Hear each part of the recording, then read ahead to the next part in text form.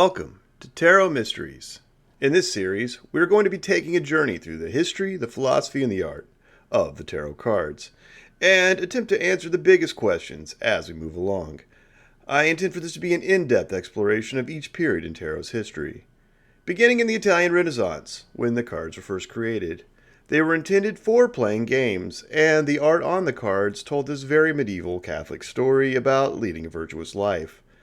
Then, a few hundred years later, French occultists came along and reinterpreted the tarot deck to be something wildly different. They thought they had found a lost esoteric book from antiquity, and that it could be used as a tool for divination.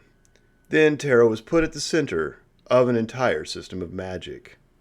After that, we have the precursors to modern tarot with the Victorian occultists, the Golden Dawn, which built upon the French occult philosophy. Then on into the 20th century with the Rider-Waite deck and Aleister Crowley, where tarot really becomes this worldwide phenomenon. So, as this is the first episode of what is essentially a history series, we will be talking about the origins of tarot. This is an episode about tarot's prehistory, really the origin of card games in general, as well as some of the developments that led up to tarot, like this example that I have up on screen here. But first, let us get started with the basics of tarot as a game. Tarot is typically played with a deck of 78 cards. Now, there are some variations, and there's even some variations among these variations, but we are keeping this simple for now. 56 of those 78 cards are made up of 4 suits of number cards. This is very similar to the common deck of playing cards, except with one additional card, the Knight, added to the court cards. Collectively, the number cards are known as the pip deck, or the minor arcana. And then we have this term suit cards, for the pips and the court cards together. It's the additional run of 22 cards, known as the trump deck, or the major arcana, that makes the tarot pack so unique. These cards, featuring full art depictions of allegorical figures and concepts, have been a subject of fascination for centuries. Tarot, under its original name Trionfi, began as a trick-taking game when a 5th suit of dedicated trumps was added to the familiar playing card deck. The oldest mentions of this game, as well as the oldest surviving cards, are from 15th century Italy. These are all mostly focused around the cities in the north: Milan, Florence, and Ferrara. The word Trionfi translates in English as triumph, and also why the cards are called trumps. This was a reference to the triumphal procession, an ancient Roman custom that Renaissance rulers had revived. Triumphs would be held for occasions such as holidays, weddings, or a solemn entrance. The triumphs were a popular motif in the Italian Renaissance. Pictured here is a series of 6 triumphs inspired by Petrarch's I Trionfi, whom, despite being dead for nearly a century, his work was still very popular. This particular example here was painted on a wedding cask. The triumphs, both in the structure of the trumps deck as well as the procession, illustrate this idea of ever greater allegorical concepts, each triumphing over the last. The game of tarot functions as such. Players are first dealt a hand of cards. They win turns or tricks by playing higher cards in the same suit. The winner of each turn then leads the next one. The leader initiates, plays their card, then the other players follow suit if they can. If they can't, they can play a trump. The player with the most points at the end of the hand wins that round. Then we have the Fool. And the Fool has a special wild card mechanic. This was one of the new innovations that Tarot brought into card games. And it means that players can play the Fool in place of another card, so they don't have to follow suit and therefore lose a valuable card. This has earned the Fool the nickname the Excuse. This wildcard mechanic gives the Fool important strategic value. However, the Fool awards no points at the end of the round. And that's how the Excuse works, but there are some variants out there where the Fool is the highest trump.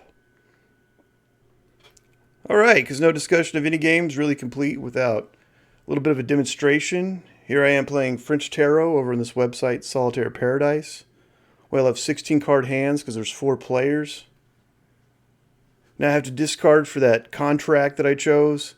Not gonna lie, I don't really understand the nuances of those, but I just wanted to get the game going. It's not really that important for the demonstration. Alright, he plays a trump, so we all have to follow suit on trumps. Play the 16 and win that turn. Now play a 1, the lowest trump, trying to get everybody to waste their trumps, and they do. Now we got to follow suit on spades. That guy plays the Roy. The Roy's the king. These are the French names. There's a little bit of an overkill. I'm not holding a spade right there, so I got to play a trump and win that turn. Follow suit on diamonds. I'm going to take a bit of a chance here and hope no one else... I'll hope everyone's holding hearts, and they were.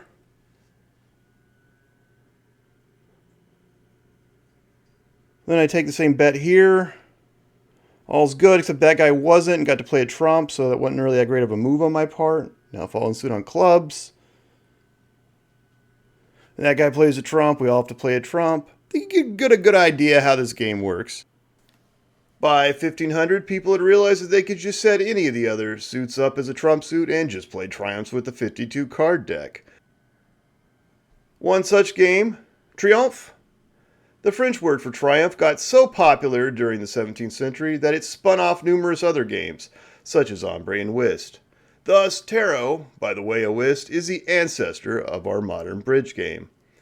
Sometime after the first decade of the 15th century, the game formerly known as triumphs had become popularly known as tarot. This name change is thought to have come about in order to avoid confusion with the variety of other games that were using trump suits. So what is this strange new name? Tarot, or more properly tarot? What does it even mean, and where did it come from?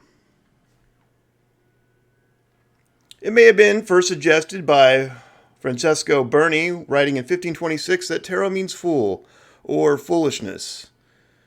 Probably more properly idleness. In the same work, he also referred to triumphi as a distinct game played with a regular pack. This meaning of tarot as fool seems consistent throughout the 15th century. Francesco Pescina, in his discourse on the significance of the tarot figures, seemed to follow Berni's lead when he wrote, "A tarot has tarotly spoken of tarot," or something to that effect. By the end of the century, John Florio, in his most copious of dictionaries, would define tarot as foolish, gaulish, wayward, froward, peevish. There are words similar to tarot or tarot that have been found in the macaronic verse, which was this trend during this period where they would blend colloquial speech with Latin into this kind of vulgarized Latin. These poems were typically edgy and full of hip Renaissance puns that were difficult to understand today. This particular example that I have on screen here, this is thought to be as old as 1494, but it wasn't published until 1521. Another example in macaronic is this one right here from 1499. The story is actually pretty hilarious. It's about this hostile toll collector who at one point the narrator refers to as a terracus. After a brief misunderstanding, then he's like, "I'd cut this guy's head off, but I just have too much restraint." Anyways, I think both of these examples are really important because they illustrate the colloquial speech, just how people were talking around the turn of the 15th century. However, with the oldest references to non-tarot triumph games being from around 1482, these examples could also be post hoc and derived from the card game. Then we have this theory of a Greek root. In ancient Greek, there was this word taraki, pronounced exactly like taraki. This word is defined as disturbance or confusion, or a mentally disturbed person. This word has been found in dictionaries as old as 1497, with that same word, taraki, being translated as perturbatio, which isn't too far away from the English form of that word, also meaning disturbed. This is a word that Latin borrowed from Greek way back in ancient times. Here, from another ancient Greek lexicon, we have this word attested many times. At the top, definition 2, disorder of the mind. It was used in this way by Epicurus, among others. Then at the bottom, we have trouble, disorder, or confusion. I believe that saying it was used by Pindar. We find that taraki is the root of the modern English word ataraxia, which comes from Greek philosophy such as Epicureanism and Stoicism. Ataraxia being one of the goals of these philosophies, which is a tranquil, undisturbed mind. the A prefix on ataraxia meaning literally the opposite of taraxia, which would be a disturbed individual or a madman. And we see this Matto, the madman motif a lot in the early tarot cards. One problem with all this is Alberto Lolio. He was a humanist writer and translator. He wrote in 1550 that tarot had no etymology. I mean, this work was kind of in jest, but so are all these other examples too. One notable thing about Lolio is that he was specifically trained in Greek. Now, the word tarot does have other definitions in Italian besides the pack of tarot cards. Here we find it being defined as a variety of blood orange cultivated in Sicily. This definition is at least as old as the 18th century, when a farmer made an exclamation of wonder when he was first shown one of these oranges. I speculate that this may be similar to what we have in English with fool's gold, like, only a fool would believe that, or you've got to be kidding me. So tarot is still used in modern Italian parlance with roughly the same meaning. Angela Symposium, she's a content creator who is Italian and speaks Italian. In her history of tarot, she noted that tarot is used to mean something that seems fake or fabricated. Now, despite the lack of really solid evidence, I do think it would make a lot of sense that with the name Triumph contested, tarot would become known by its other defining mechanic, and thus the game of triumphs became the game of fools, or the game of the fool. Now, there are some other theories, tarot river, and Arabic root. If you'd like to know more, I have an essay that goes into a lot more detail on the etymology in tarot, a lot more detail than this video. It's over on my Substack, link in the description. Check it out, I think you'll really enjoy it. Whatever the case of the etymology may be, the word tarot and the tarot deck has taken on this aura of mysticism and mystery in today's world. It's spooky, it's weird, it's not to be played around with.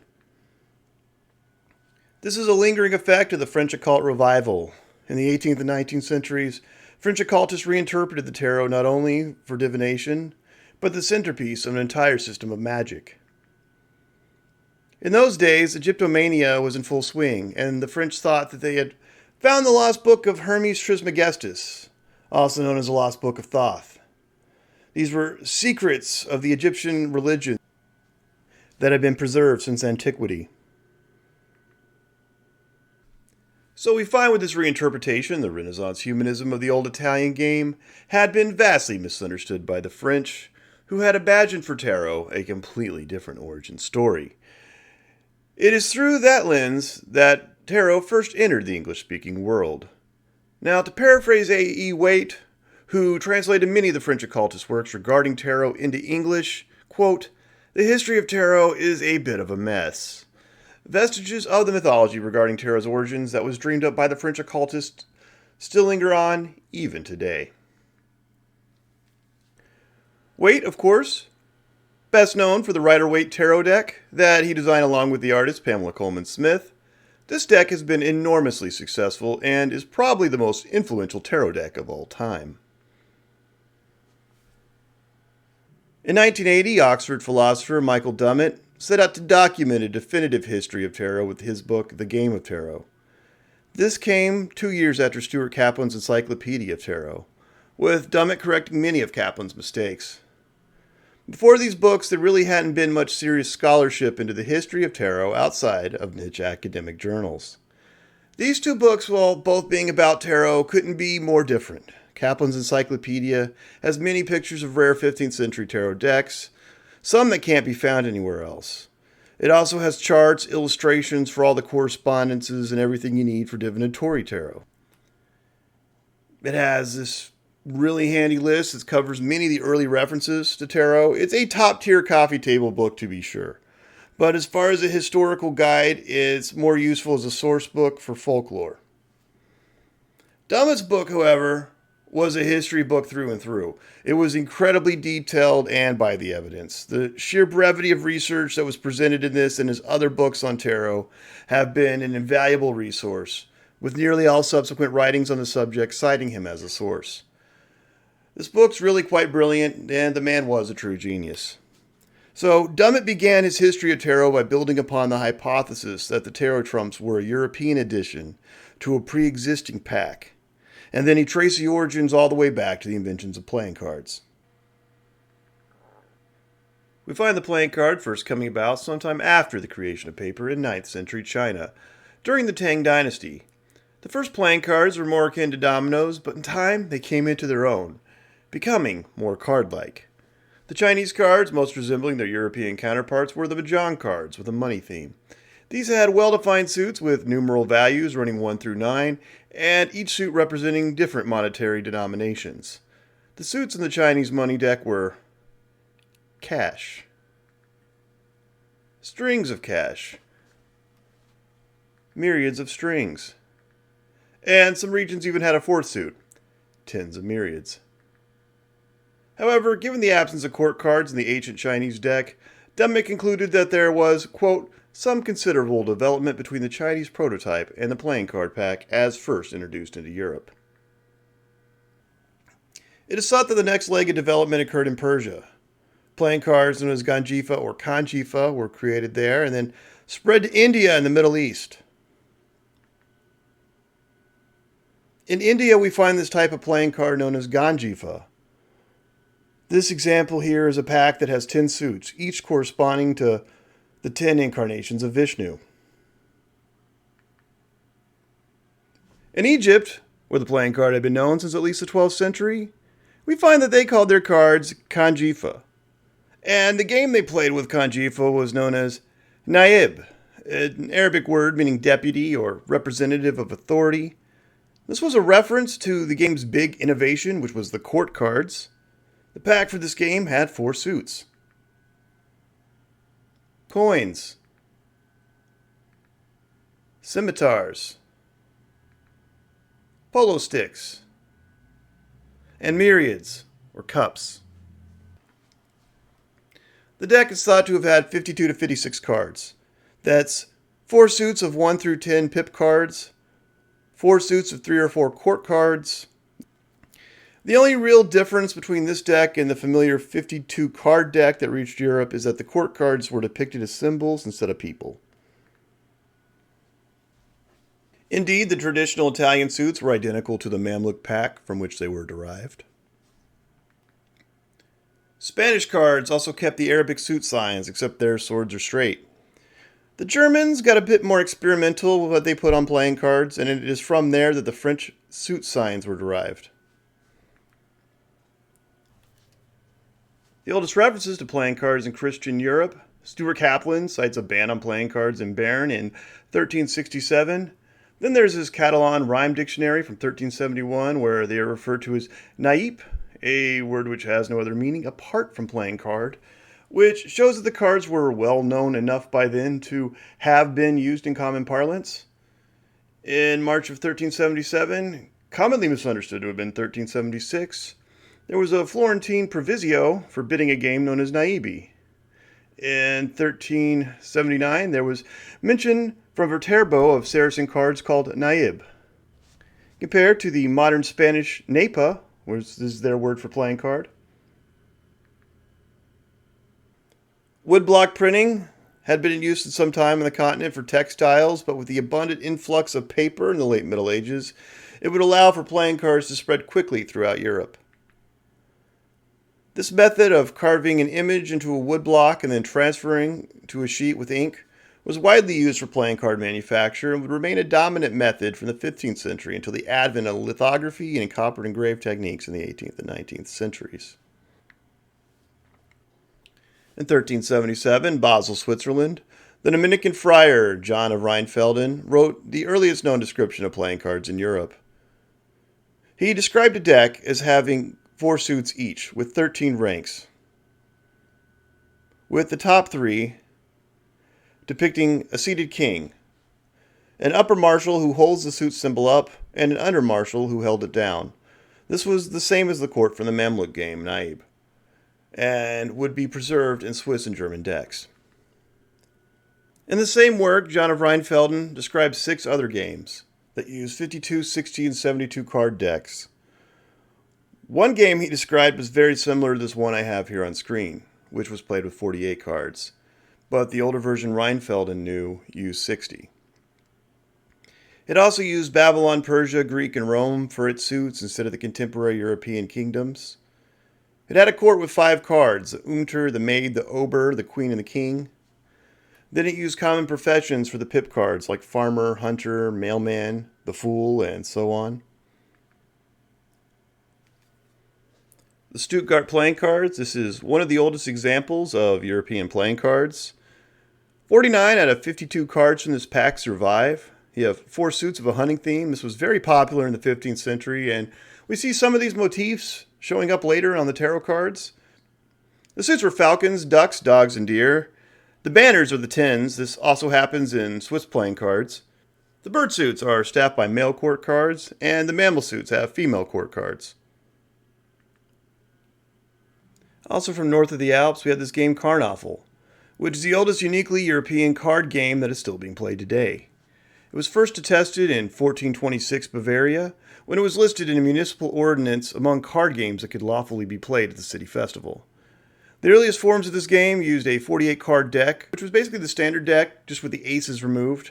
Among its mechanics, it features a chosen suit that beats out the other suits, similar to what we see in tarot, and it very well may have been a precursor. Now, from as early as 1423, following the fiery sermons of San Bernardino of Siena, playing cards were known to be burned along with the other vanities. Probably another reason why we have so few playing cards left over from this era.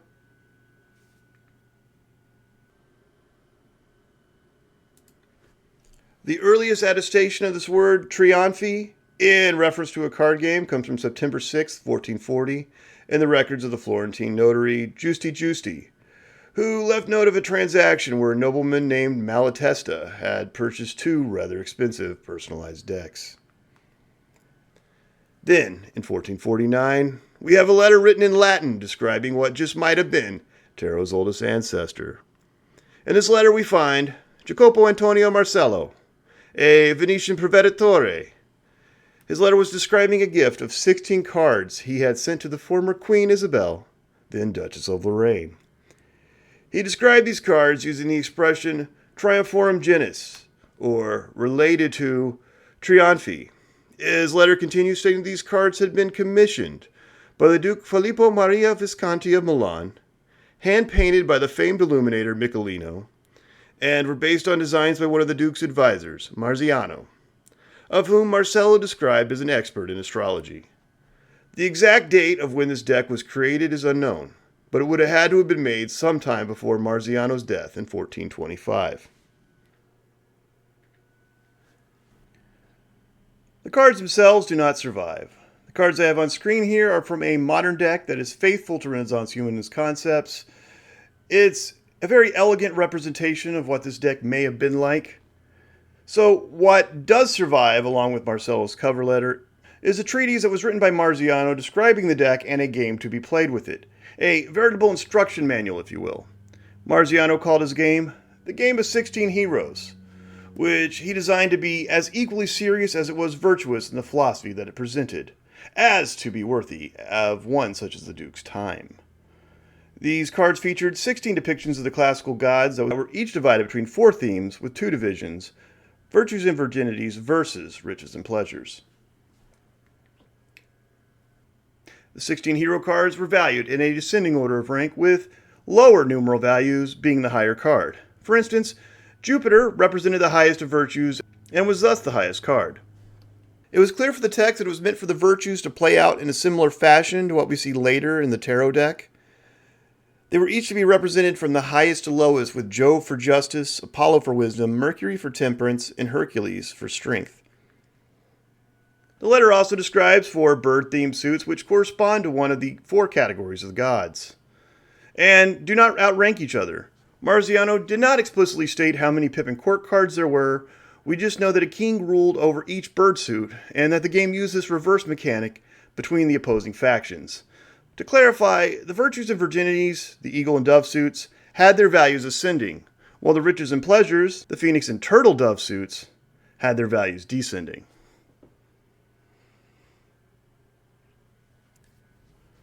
We also find this mechanic in the old Italian game, where the suits were divided between masculine and feminine. Pointy objects, that is, swords and batons, were considered masculine, and round objects, coins and cups, were considered feminine. The masculine suits would have the values of their pip cards ascend, whereas the feminine descended. Players would have to compensate for all this when they were calculating the score at the end of the round. For instance, a 4 of batons would be the equivalent of a 7 of cups or coins, and thus be worth more than this 8 of coins, but then less than this 3 of cups, and so on. This mechanic wasn't just unique to tarot, but instead all Italian trick-taking games of the time.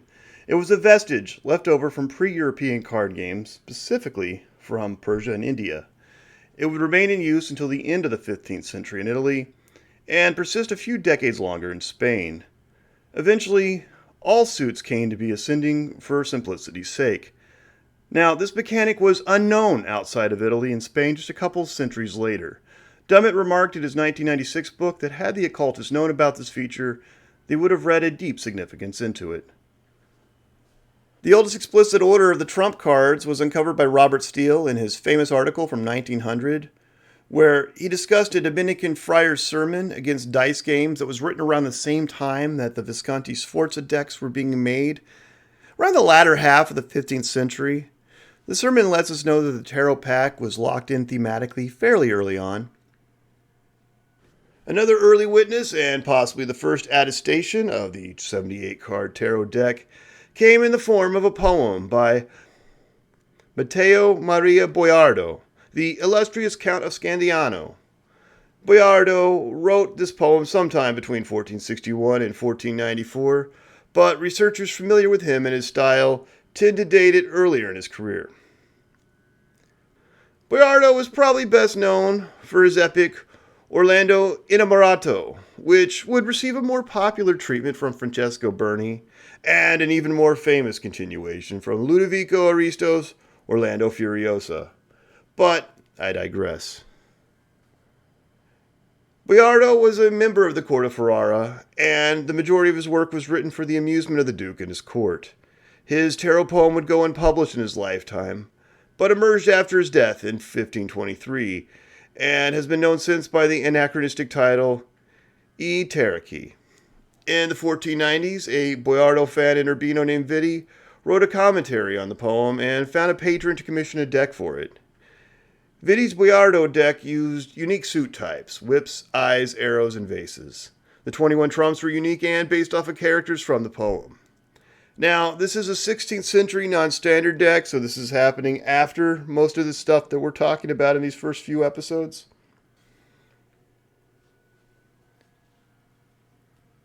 Michael Dummett found 3 main patterns for the tarot deck that were floating around the 15th century, for which he organized based on what the highest trump was and how they arranged the virtues.